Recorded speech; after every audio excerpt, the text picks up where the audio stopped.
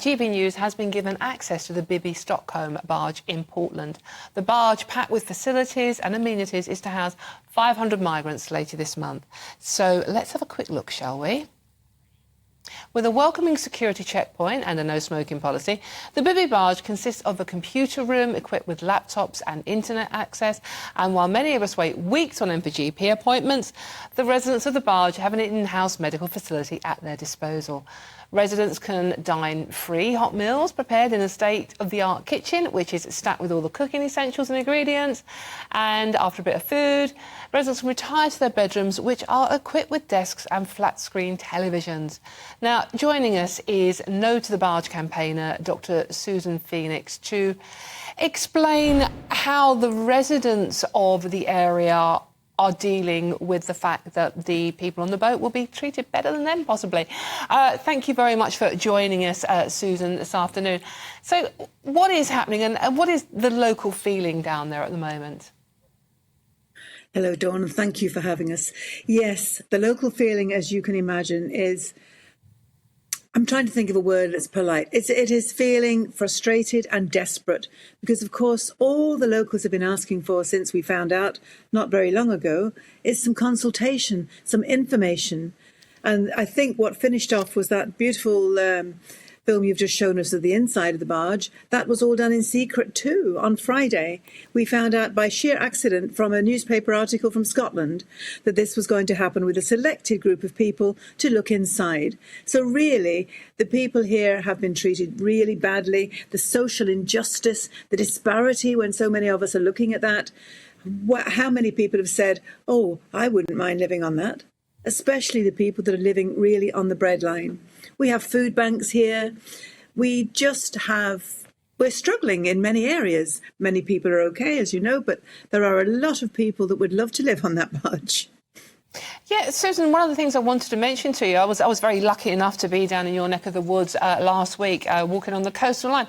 And one of the things that I was, chatting to people around there, it's like they were saying, Weymouth and Portland once had 4 hospitals. Now there's just 1. 8 GP surgeries are down to 6. Waiting lists all over the country are bad. But, in your area, it's potentially going to be a catastrophe, pushing residents further down those waiting lists. Yeah, it is a disaster, really, for everyone here, and especially if you want a national health appointment. At the moment, it could take you up to 6 weeks. Certainly for a blood test, I know someone waiting for 6 weeks just for a simple blood test. All of that is going on, and people are feeling very frustrated, very angry. I don't understand why this has happened, whereby they seem to be cocking a snook at the local residents in these small areas. I was looking at some of the others in Wales and wherever. Why have they chosen tiny areas where they think people are just not going to make a fuss? And of course, until we found the information, we couldn't, could we? So very cleverly done, very sneakily done. And the locals are really now looking to reclaim their voice. And we don't think it's too late. Well, absolutely. Susan, the one thing that's always levelled to everybody who complains about the migrant situation is that you are racist. How do you feel about that accusation? I don't know how many. I haven't heard that word until this last week, and everybody's saying it. Well, we're finding more and more it's easy to close down legitimate debate with name calling. So people go, oh, I mustn't say that because they might think it's ridiculous, isn't it? There is nothing racist about this. This is people looking for their civil rights, their human rights, both for those people on the barge and for the people living locally. I can see a wonderful project that could work. But nobody asked anybody, and the local councils just rolled over. They've been waved a little carrot of 2 million. We don't know where that's going. There's no accountability so far.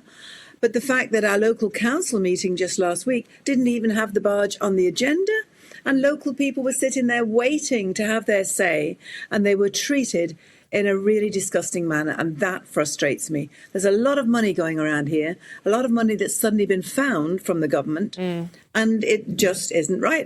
There is no accountability. As you said about the doctors, we don't even have a hospital anymore.